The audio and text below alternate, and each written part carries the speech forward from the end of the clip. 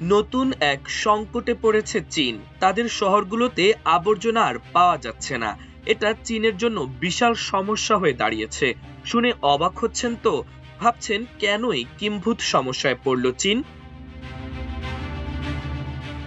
বাস্তবতা হচ্ছে চীনের শহরগুলো থেকে এখন আবর্জনা ফুরিয়ে আসছে।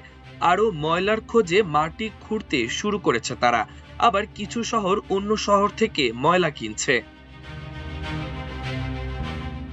পরিস্থিতি কিন্তু এমন ছিল না। ২০১০ সালের আগেও একদম ভিন্ন চীনকে দেখতে পাবেন আপনি। তখন চীনের প্রোডাকশন রেট ছিল অত্যন্ত বেশি। অতিরিক্ত মাত্রার প্রোডাকশনের স্বাভাবিক বাই প্রোডাক্ট ময়লা। চীনের শহরগুলোর যত্রতত্র এই ময়লা ছড়িয়ে ছিটিয়ে থাকতো। ট্রাশ ম্যানেজমেন্ট করেও ভালো ফল পাওয়া যাচ্ছিল না। সঙ্গে সঙ্গে বাড়ছিল এয়ার পলিউশন, নয়েজ পলিউশন আর ওয়াটার পলিউশন। একটা সংকট আরেকটা সংকটকে ডেকে আনে। এরপরই আসে কাহিনীতে টুইস্ট। সেটা ২০১০ সাল। Top engineer do Jung Wang তিনি একটি দারুণ আইডিয়া দেন। তিনি বলেন এই আবর্জনা থেকে বিদ্যুৎ বানানো সম্ভব। চীন এই আইডিয়া গ্রহণ করে। সারা দেশের আবর্জনা ভাগাড়ে না পাঠিয়ে পাওয়ার স্টেশনগুলোতে পাঠাতে শুরু করে তারা। পাওয়ার প্লান্টগুলো হাইটেক ইনসিনারেটরস ব্যবহার করে আবর্জনাকে পুড়িয়ে বিদ্যুৎ বানাতে শুরু করে। No harmful emission. আর আবর্জনা পুড়িয়ে যে ছাই পাওয়া যায় তা দিয়ে রাস্তার কার্পেটিং এর জন্য সিমেন্ট বানাতে শুরু করে তারা। আর এর ফলাফল no pollution, no smell and no landfill problem. বর্তমানে চীনের ওয়েস্ট টু এনার্জি প্ল্যান্টের সংখ্যা ১১,০০০।